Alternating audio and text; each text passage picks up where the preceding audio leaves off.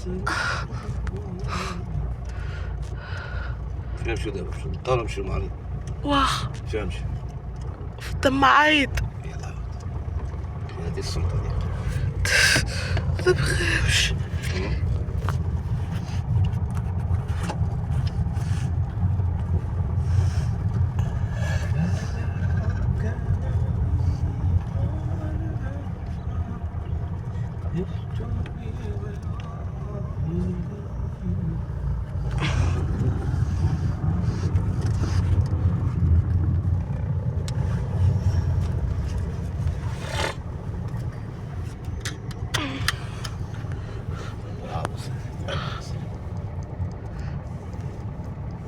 عابس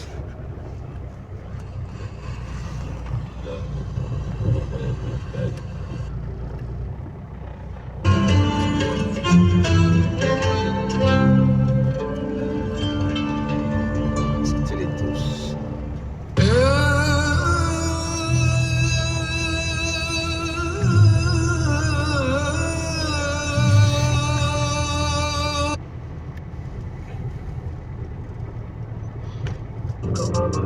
Je suis perdu dans cette tournière, j'ai cherché la tour de Babel, j'ai vu que les miracles.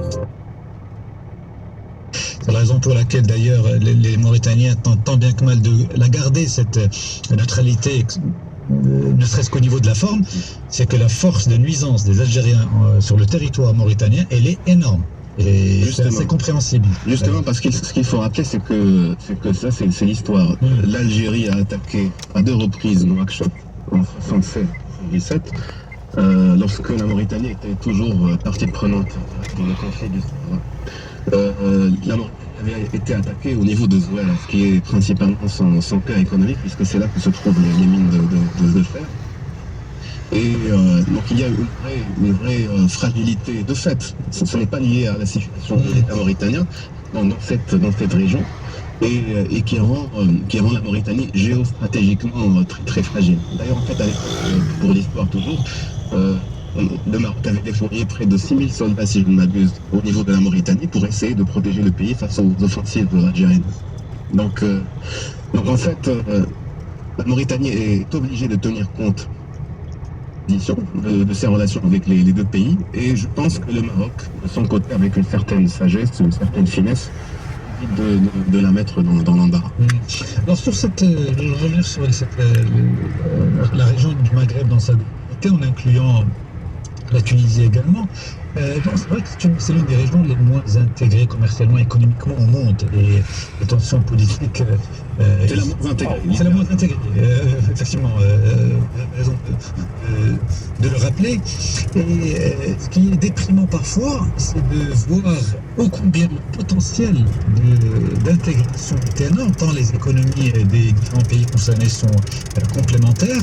Et d'un autre côté, vous avez un contexte politique et géopolitique qui est ce qu'il est, à savoir qu'il est exécrable et que rien ne va dans le sens du rapprochement des pays concernés, tant que, effectivement, au niveau d'Alger, on tente par tous les moyens de saborder toutes les initiatives qui vont, au contraire, dans le co-développement en intégrant tous les pays de la région. La marocaine pour une façade atlantique plus intégrée, d'un co-développement avec la Mauritanie. Le projet s'adresse aussi à c'est la main tendue du Sahel, dans laquelle effectivement l'Algérie peut aussi éventuellement être concernée si la daronne là, comme on dit en Darija.